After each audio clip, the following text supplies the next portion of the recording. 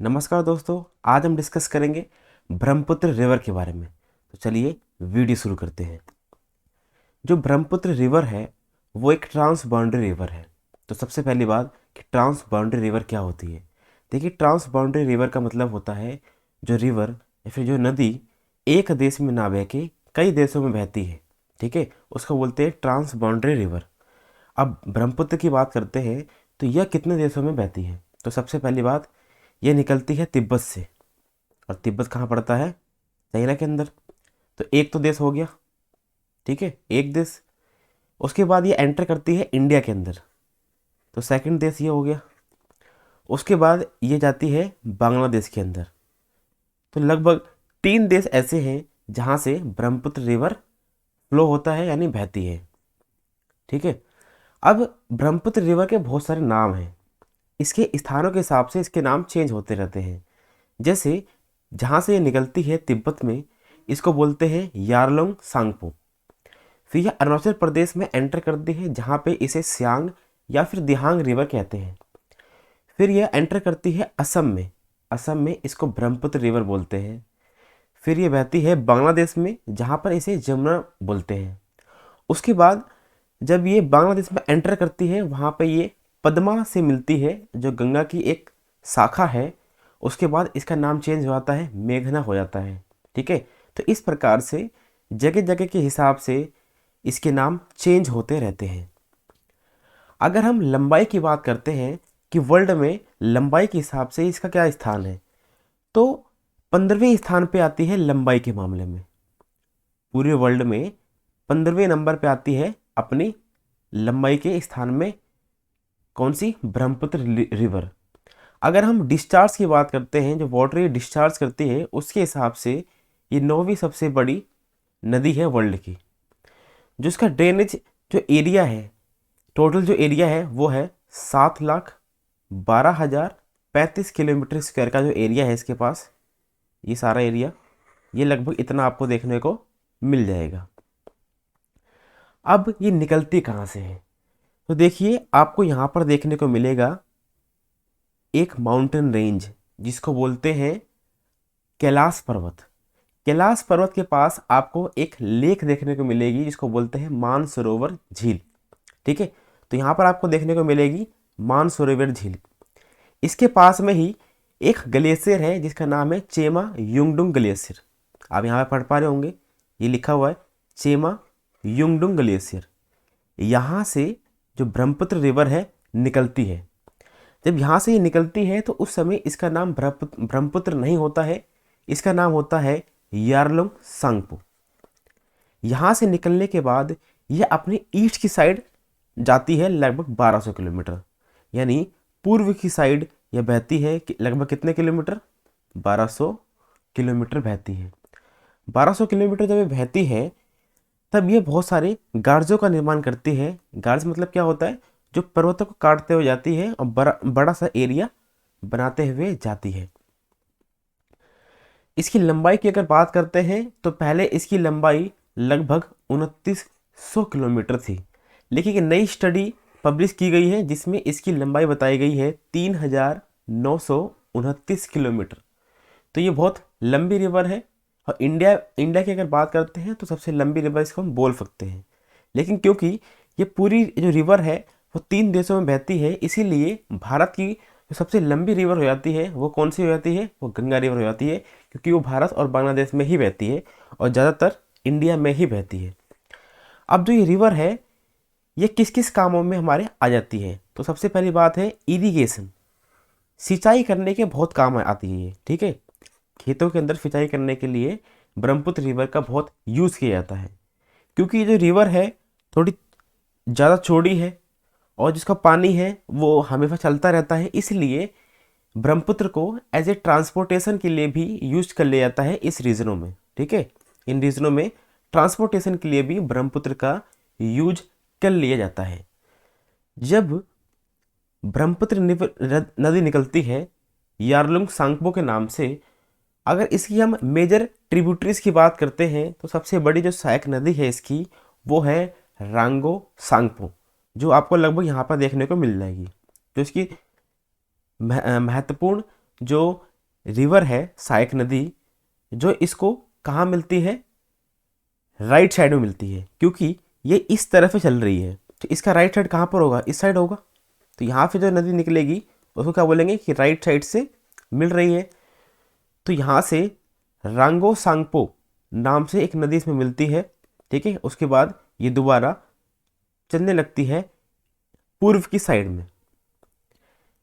जैसे ही पूर्व की तरफ चलती रहती है तो आपने देखा होगा कि हिमालय पर्वत का जो सबसे पूर्वी जो माउंटेन है, जिसको बोलते हैं नामचा बरुआ, नामचा बरुआ को पार करते हुए यह दक्षिण की ओर आने लगती है, एक महाखंड बना के, ठीक है, एक बड़ा सा गार्ज बना के, ठीक है। अब ये क्या करती है कि ये आ जाती है दक्षिण की तरफ और ये प्रवेश करती है कहाँ पे, भारत के अरुणाचल प्रदेश में। जैसे ही अरुणाचल प्रदेश में एंटर करती है तो आप देख पा रहे होंगे कि अरुणाचल प्रदेश के जो ऊपरी एरिया है, यहाँ पर आपको देखने को मिलेंगे बहुत सारे पर्वत।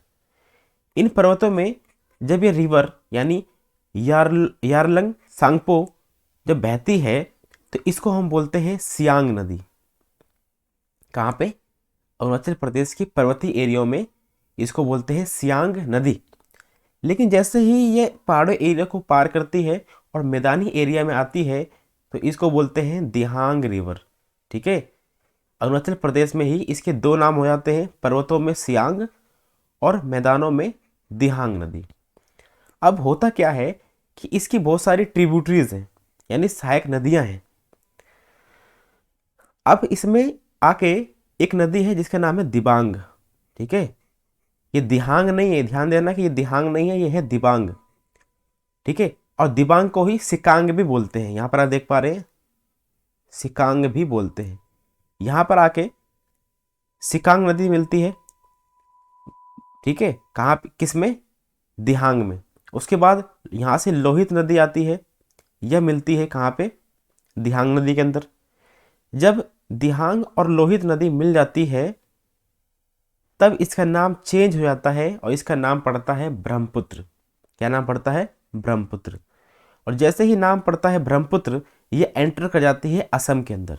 तो हम बोल सकते हैं कि असम के अंदर इसको ब्रह्मपुत्र कहा जाता है, ठीक है। अब असम के अंदर क्या होता है कि इसकी अनेकों सहायक नदियां होती हैं। लगभग जो असम में अंदर ये बहती है ब्रह्मपुत्र, वो लगभग 750 किलोमीटर बहती है, ठीक है। और क्योंकि असम के अंदर ये घाटी के अंदर बहती है, ठीक है, असम वैली के अंदर बहती है, इसके अंदर भी बहुत सारी इसकी क्या है, सहायक नदियां हैं, जैसे मैंने आपको बताया। क्योंकि ये इस अब कैसे बह रही है, अब ये बह रही है पश्चिम की तरफ यानी वेस्ट की तरफ, ठीक है। तो जिसका राइट होगा वो कौन सा होगा, ये तो ऊपर वाला होगा, यानी जो ऊपर से नदियां इसमें मिलेंगी उसको हम बोलेंगे राइट, और जो नीचे से नदियां मिलेंगी उसको हम बोलेंगे लेफ्ट। तो अगर हम लेफ्ट की बात करते हैं तो इसमें आपको दो नदियां मिलेंगी जो इसकी मुख्य नदी हैं। एक है बुरही दिहांग, ठीक है, एक है बुरही दिहांग और एक है धनसिरी। फिर आपको मिल जाएगी कपेली भी, जो ब्रह्मपुत्र नदी में मिलती है, कहाँ से, लेफ्ट की साइड से, वो भी असम के अंदर। उसके बाद अगर हम बात करते हैं राइट साइड की, जो इम्पोर्टेड राइट बैंक ट्रिब्यूटरीज हैं वो कौन कौन सी है, तो सबसे पहली है सुबनसिरी, ठीक है, सबसे पहले कौन सी है, सुबनसिरी। फिर आपको देखने को मिलेगी कमेंग, उसके बाद इसमें मिलती है मानस, उसके बाद संकोस।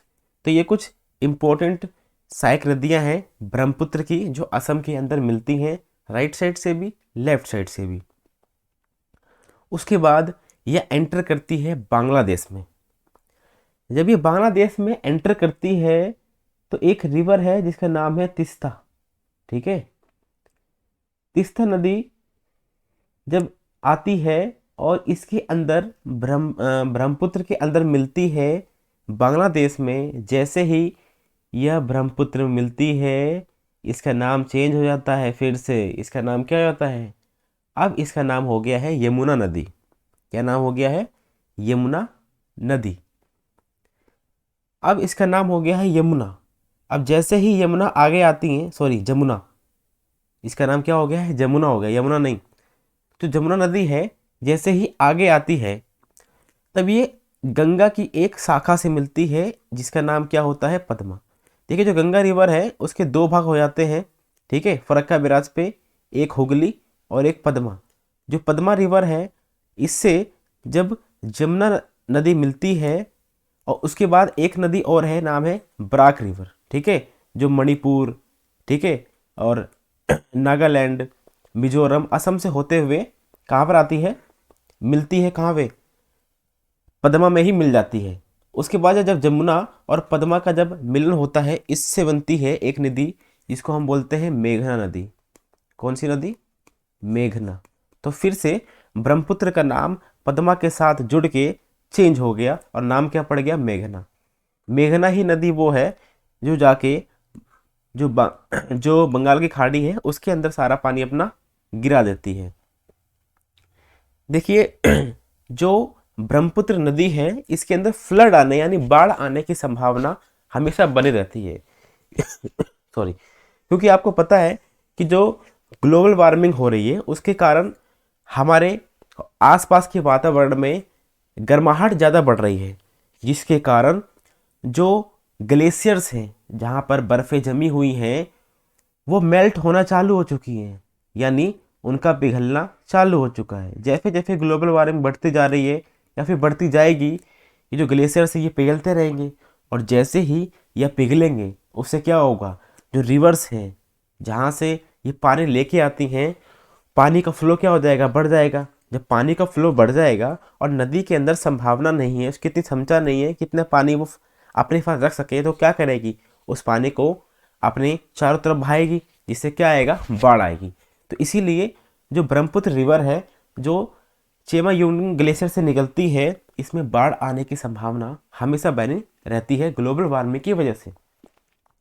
अब आपने कई बार द्वीप का नाम सुना होगा, इसको हम इंग्लिश में आइलैंड बोलते हैं। अब आइलैंड क्या होता है, मान लेते हैं कि कोई जगह है और वो चारों तरफ से पानी से घिरी हुई है, ठीक है, चारों तरफ से किसी से घिरी हुई है पानी से, तो इस जगह को हम बोलेंगे आइलैंड, ठीक है, क्योंकि ये चारों तरफ से क्या, किससे घिरी है, पानी से।